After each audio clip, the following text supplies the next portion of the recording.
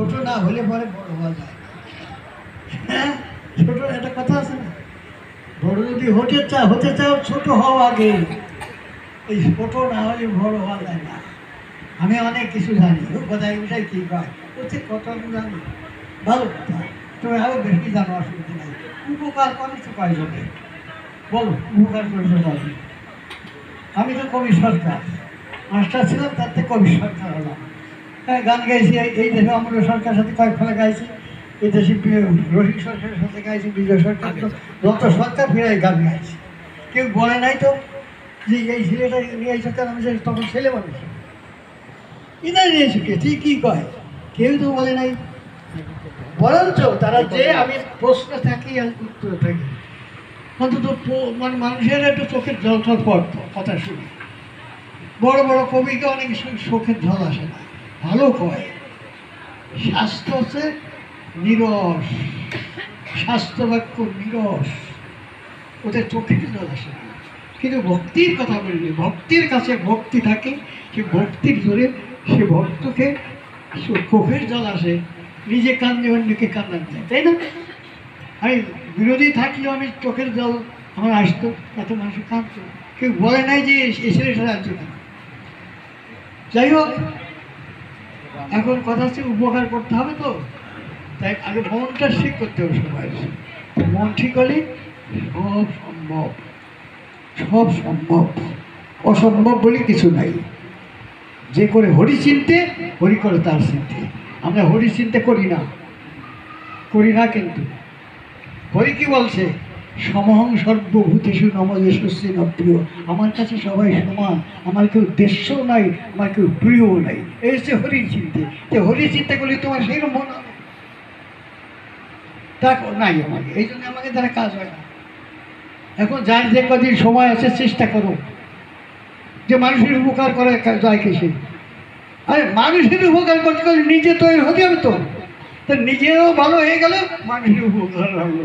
আর নিজে উপকার করলাম, নিজে পথে গেলাম না, তার দ্বারা তো উপকার হবে না। যাই হোক, প্রথম কথা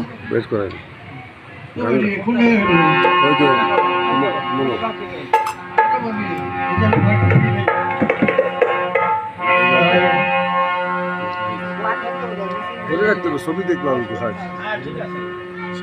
ছবি ফুল আসবো, ঠিক আছে?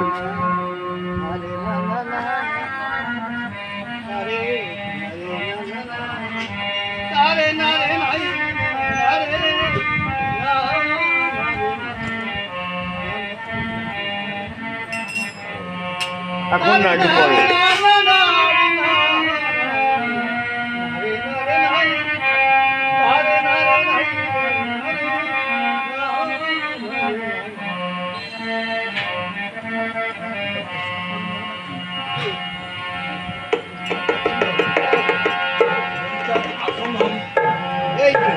এইটা তো জানার দরকার।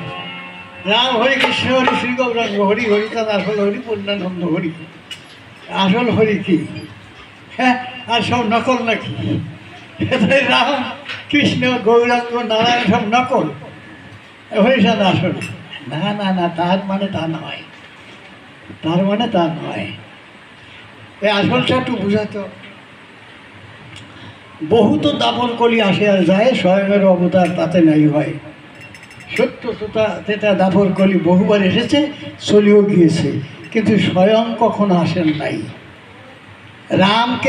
রাম আছে ওই ঠাকুরের একজন প্রেরিত অংশ অবতার, কৃষ্ণ একজন অংশ অবতার, গৌরাঙ্গ একজন অংশ অবতার। স্বয়ংের অবতার হয় যেই কালে, আর অবতার তাতে এসে মেলে। স্বয়ং এসেছেন সেই এত রাম কৃষ্ণ গৌরাঙ্গ হরিচাঁদের সাথে মিশে গেছে, স্বয়ংের সাথে মিশে গেছে। এই আছে স্বয়ং। আরও বলছি, ভাগবতের দশম স্কন্ধে লেখা আছে, এক ব্রাহ্মণের 10টা ছেলে এক এক করে মরে যায়, আর ভগবান দ্বারকার রাজা শ্রীকৃষ্ণ তার কাছে নিয়ে যায়। ভগবান, তুমি তো ভগবান, বাঁচায় দাও আমার ছেলের প্রাণ। হ্যাঁ, কৃষ্ণ করে বর্ণনা, মরে গেলি এসে বাঁচে না কেন, তুমি ভগবান? না না, এই মরণশীল জগৎ আমারও যে চলে যেতে হবে, সবাইকে চলে যেতে হবে বাসে, সম্ভব না। এমনি করে করে 9টা ছেলে মারা গেল। 9টা ছেলে যেদিন মারা যায় সেদিন অর্জুন উপস্থিত হয়। আর ব্রাহ্মণ এক এক করে 8টা ছেলে মরে গেছে, 9 নম্বর ছেলে মরেছে। কীরকম কান্না কাঁদতেছে, মানে পাষাণ বিজুড়ে যাচ্ছে কান্নার চোটে, যার 9টা ছেলে মারা যায়। কৃষ্ণকে বলছে অর্জুন, সখা এই এক এক করে 9টা ছেলে মারা গেল, তুই বাসায় দেও না। সম্ভব না। বলো কি সম্ভব না? তুই পারো না এমন কিছু আছে? আছে। কি কর? আমি তো জানি তুমি সব পারো না। যেভাবে কাঁদতেছে এখন অর্জুন বলতে, শোনো ব্রাহ্মণ, তুমি আর কেঁদো না, যে কয়টা গেছে গেছে, আর একটাও যাবে না। যদি মরিয়ে যায় তাহলে আমি নিজেই ধনুকে আত্মহত্যা করব। যাই হোক, সেই বৃদ্ধ ওইটুকু সান্ত্বনা নিয়ে গেছে যে একটা ছেলে তো থাকবে, এই ভরসা নিয়ে গেছে। কিন্তু কি কব, 1 বছর পর সেই ছেলেটা মরে গেছে। মরে গেলে আবার নিয়ে আসে কৃষ্ণের কাছে, এই ছেলে তো মরবে না, আপনার সরকার বলে গেছিল। এইবার কাঁদতেছে, মানে বিশাল কান্না কাঁদতেছে। দৈব চক্রে অর্জুন এসে হাজির হয়েছে। কী হয়েছে কথা, কী হয়েছে? বলে যে শ্রেষ্ঠ সম্পদ, 10ম সন্তান। দেখো তো ফোন আছে নাকি? কি বলো? আমি তো প্রতিজ্ঞা করেছিলাম মরবে না, যদি মরে আমি আত্মহত্যা করব। দমন গুণ বেড়ে হয়ে আত্মহত্যা করতে যাচ্ছে। কৃষ্ণ করে মানা, সকাল ব্যস্ত হয়ে না, মরা না তো সহজ সহজ জিনিস। এইভাবে কথা। তা শোনো, তোমার নিয়ে চলো একটু বাইরে যাই। কোথায়? চলো না। গেছে, যখন গেছে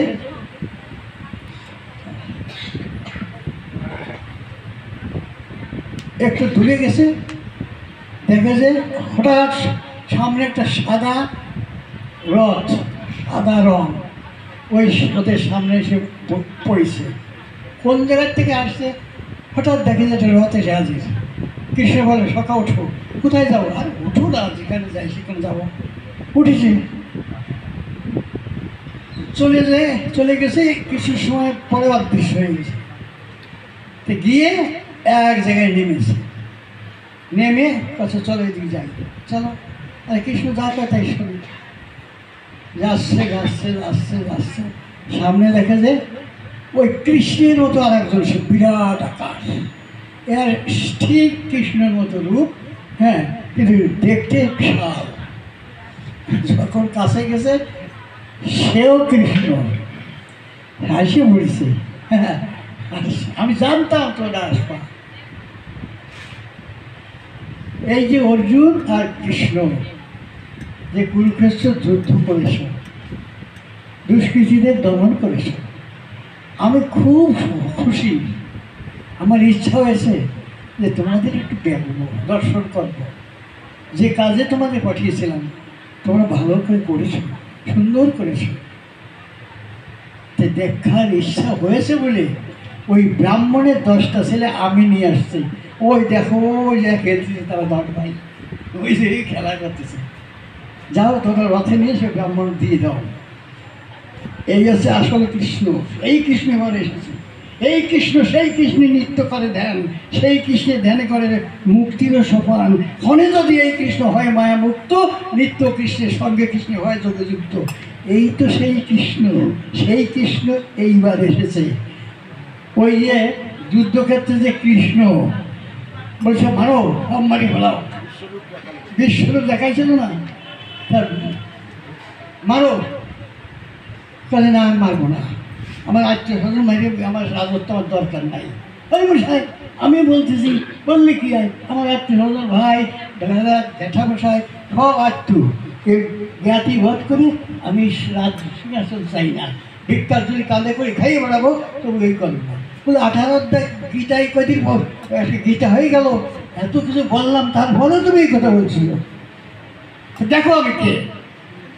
তখন উনি বিশ্বরূপ ধরলেন। দেখে যে অনন্ত করি ব্রহ্মাণ্ড ওনার মধ্যে, নদ নদী পাহাড় পর্বত সব ওনার মধ্যে। তখন হ্যাঁ দেখো, হাজার হাজার সৈন্যের মাথা কাটা কে করেছে? আমিই করেছি। তুমি কে? তুমি কি করবা?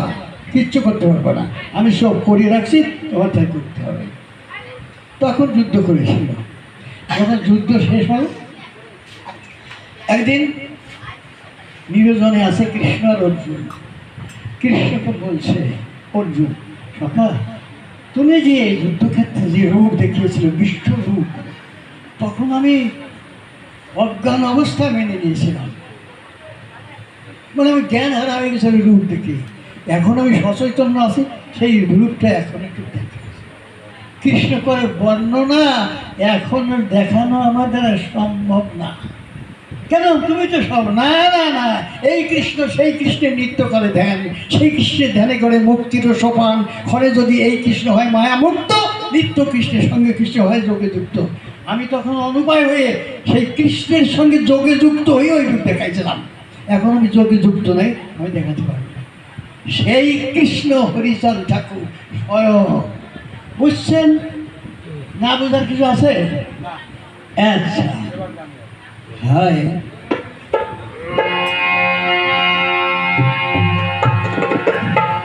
কষ্ট দেয় আমার মন পাখি রে, আমার পোষা পাখি রে, হরিজানকে মানবি যদি মানার মতো মান। আমার মন পাখি রে, আমার পোষা পাখি রে, হরিজানকে মানবি যদি, হরিজানকে মানবি যদি মানার মতো মান। আমার মন পাখি রে, সে যে দ্বিতীয় পূর্ণ ব্রহ্ম সর্বশক্তিমান,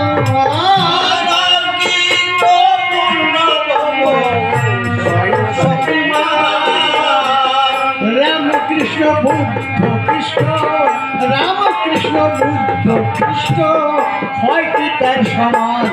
আমার মন পাখি রে, আমার পোষা পাখি রে, হরিচাঁদকে মানবি যদি মানার মতো মান। আমার মন পাখি রে, অনন্ত ব্রহ্মাণ্ড দয়ালো শ্রীহরি, চন্দ্র সূর্য গ্রহ তারা সব সৃষ্টি তারি। অনন্ত ব্রহ্মাণ্ড দয়ালো শ্রীহরি, চন্দ্র সূর্য গ্রহ তারা সব সৃষ্টি তারি। জীবী জন্তু নর নারী তারি অবদান,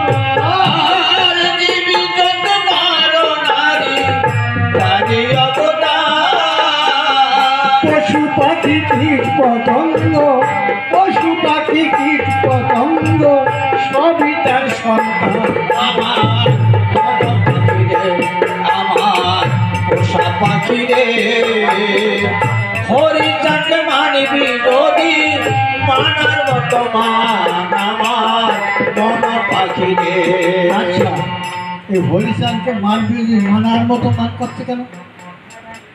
কি মানার মতো মানতে? আমরা তো মানি, আবার মানার মতো মানা কিনব সেটি শুনতে হবে। হরিচাঁদের ভক্ত যারা বুধবারে মাছ মাংস পেঁয়াজ রসুন ডিম খায় না, তারা আর পাঠা খাসি যে বাড়ি পোষে সে বাড়ি জলও খায় না, পাঠা খাসির মাংস খায় না, যে বাড়ি পোষে সে বাড়ি জলও খায় না। কেন খায় না? পাঠা কি দোষ করেছে? ছাগলে কি দোষ করেছে? হ্যাঁ, লীলামৃত কেন? আমাকে দলিল করো, দলিল গাজ্য সরবাহ্য, আমরা সবাই হরির দাস হব। অশ্বিনী ঘোষাই বলেছে, কবি রবীন্দ্রনাথ তারক সাথে বলেছে দলিল মানতে হবে। দলিলে কি আছে? সাধ্যোৎসর্গ তন্ডুল পরশে প্রেম শূন্য, অজারম পরশনে ভক্তি হয় শূন্য। অজা মানে ছাগল। একজনা কম আমি কতবার 5-7বার ভোলাই গেছে।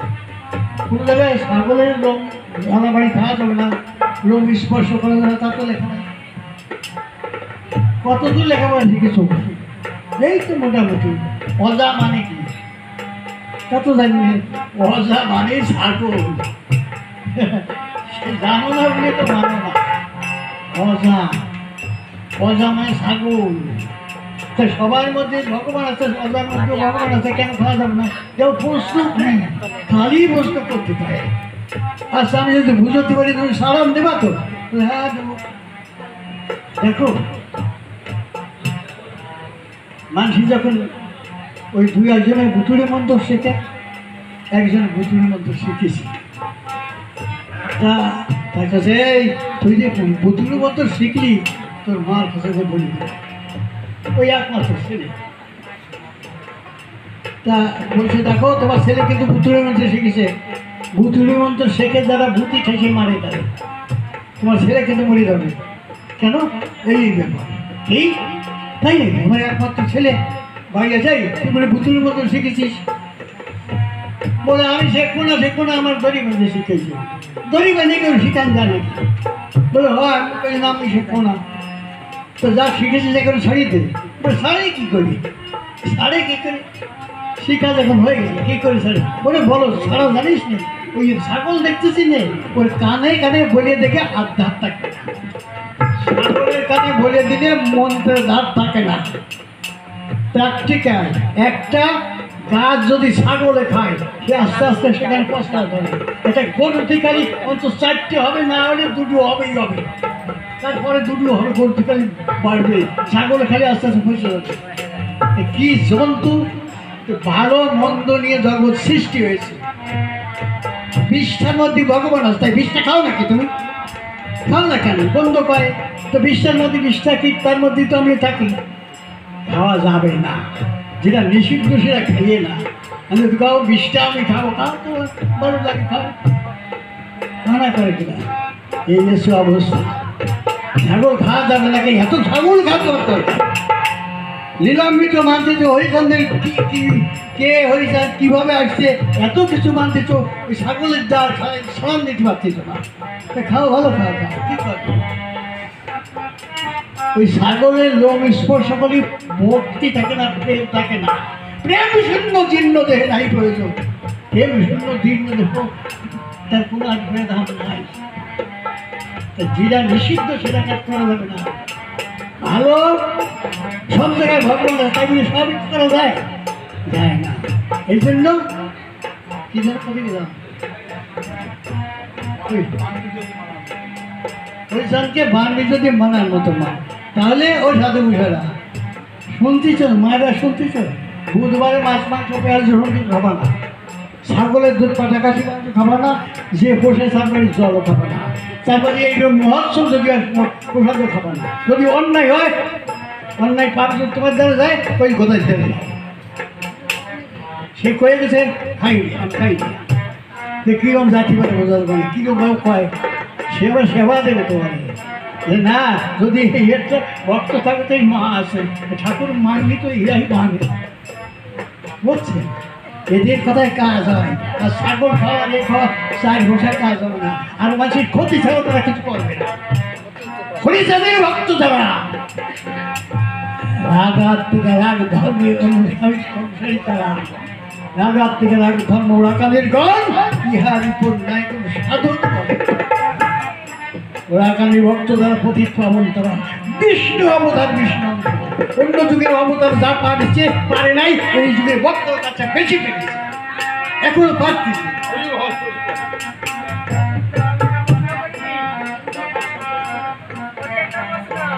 বলে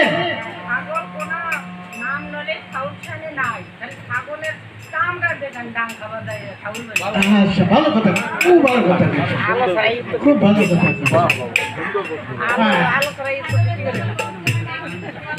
আচ্ছা, শুধু 5 নাত্তা হয়। ও ছাগলের চামড়া বানায় কি করে জানো? ছাগলের ছালিরা ওর মধ্যে কতখানি লবণ দেয় জানো?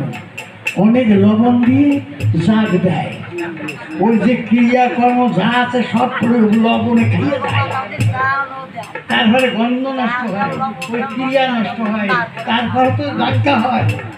ওই একটা আস্ত ছাগল সে ছাড়িয়ে নিয়ে ডাক্কা বাজাবির বাজে নাকি বাজবে না, ওই ক্রিয়া নষ্ট হয়ে তারপরে বাজে, ওই যে ক্রিয়া থাকে না, বুঝছো, সেটা নষ্ট হয়, নষ্ট হওয়ার অস্ত্র আছে। ওই যারাই ডাক্কা চায় তারাই নষ্ট করিয়ে দেয়, ক্রিয়া থাকে না। এই জন্য ভালো বলতে করছে, হ্যাঁ তাই বলছে যোগ্য তন্ত্র মন্ত্র এই কলিতে নাই, চরিত্র পবিত্র রেখে মানুষ ধরা যায়। যোগ্য তন্ত্র মন্ত্র এই যে প্রচুর জাগ্রত হচ্ছে দেখছো সারা দেশে, যার যোগ্য তন্ত্র মন্ত্র কত কিছু করতেছে, আমাকে দেশেও হচ্ছে ভাই ওরা, কিন্তু এরা শাস্ত্র মানে না, এরা মানুষকে মানে না, বুঝছো, নিজেই সম্পূর্ণ, তারা কি না করতে কি না করতে। অশ্বমেধ গবালম্ব সন্ন্যাস ফলপৈতে কম দেবের অনুসূতোৎপত্তি কলৌপন্ত নিবন্ধিত, এই পাঁচটা জিনিস করতে নিষিদ্ধ, এরা তা মানে না। তো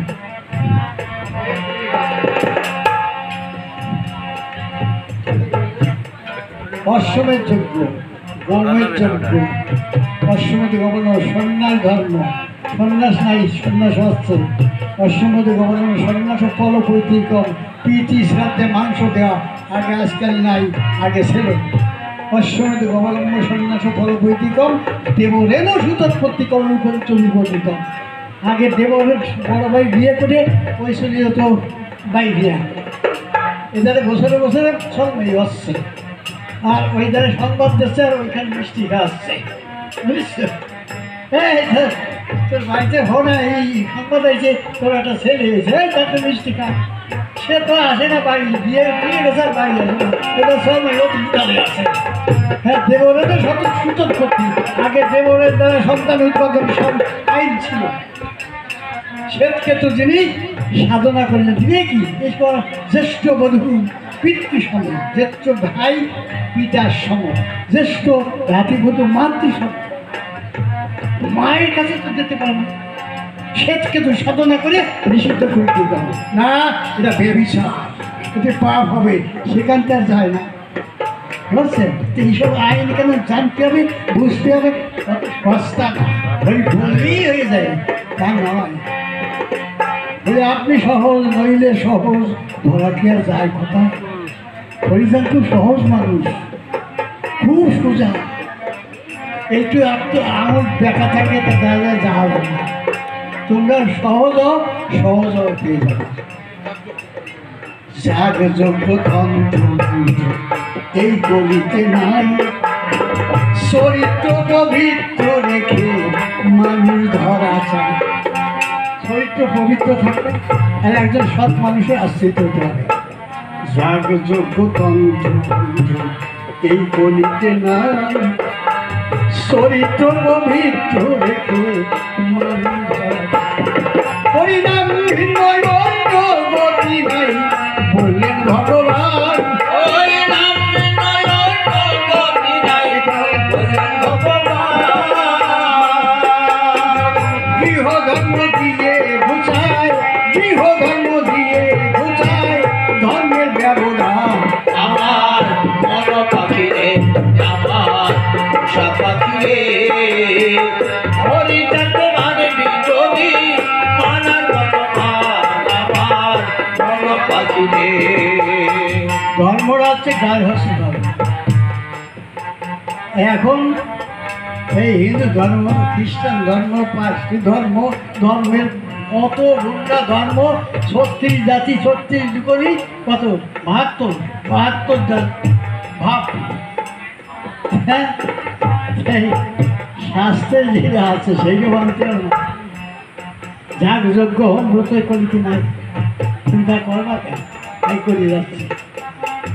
যাগ যজ্ঞ তন্ত্র মন্ত্র, হ্যাঁ, জাতি ধর্ম বর্ণ বিদ্বেষ ভুলে অহংকার হরে চাঁদের প্রেম সাগরে সবে ধরো সবাই।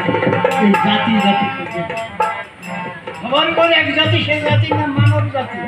মানুষ আর ধর্ম একটা, গাই হস্ত ধর্ম।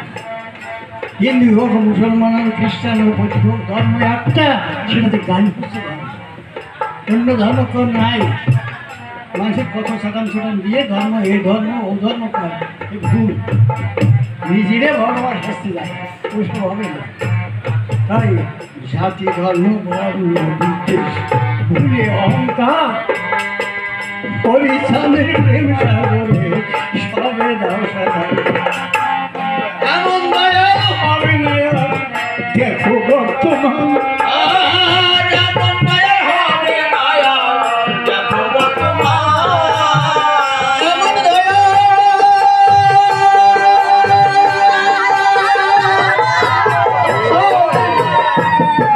বর্তমান পঞ্চপূর্ণকারী হরি, পঞ্চপূর্ণকারী হরি, কেউ নাই তার সমান। আমার মন পাখি রে, আমার উষা পাখি রে, হরিচাঁদ মানে কি কবি, হরিচাঁদ মানে কি কবি, আমার আমার মন পাখি রে। হরিচাঁদ পঞ্চপূর্ণকারী কেমন? এই রকমটা না কথা বলে বোঝা যাবে না কেমন বাঞ্ছাপূর্ণতা।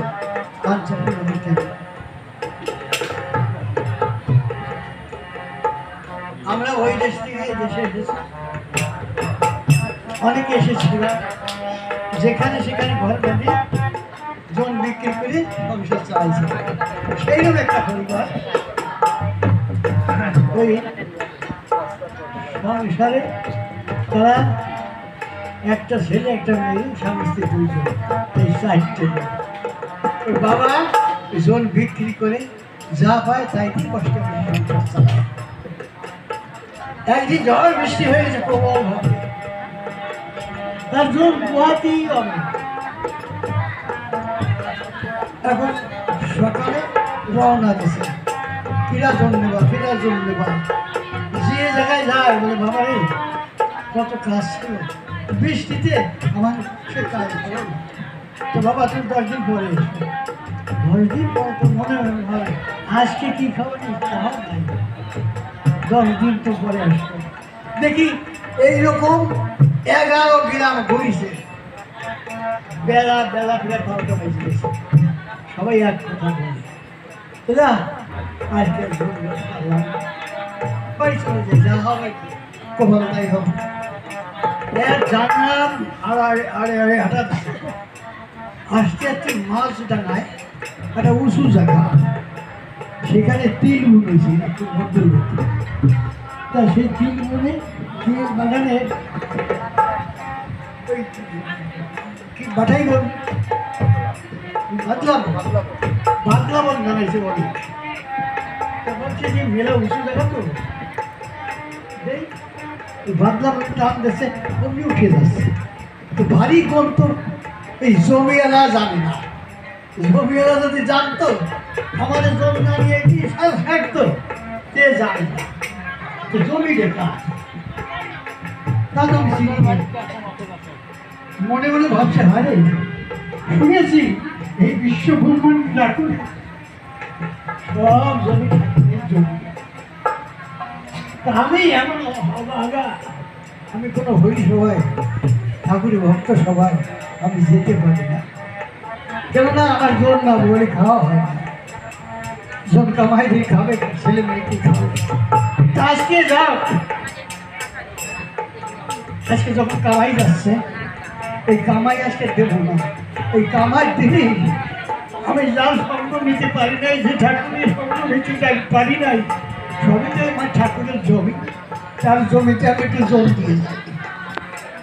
তাই ঠাকুরের জমি মনে করে ও কাজ করতেছে, আর ওর মনে কাজ করছে। আর মাঝে মাঝে বলছে ঠাকুর তুমি দুঃখ করে না, আমি ফাঁকি দেব না। যত সময় দেখা যায় তত সময় আমি কাজ করে যাবো। কামার দিনে আমি কামাই দেবো না। এইভাবে কাঁদতেছে আর সে বোন দিকে আস্তে আস্তে কিন্তু এদিকে ভক্ত বৎসল ঠাকুর তো ভাবছে আরে আমার একটা ভক্ত আমার জমিতে আজকে কাজ করছে, সবাই আমার ঘরে ভক্ত বৎসল করি, আজ যদি আমার সেই ভক্তের জন্য কিছু করি না করি, কেউ আমার ভক্ত বৎসল করি বলবে না। ঠাকুর চাল ডাল করি তরকারি কিনে নিয়ে বড় একটা বোঝা ওই বাড়িতে বসে খেয়েছে।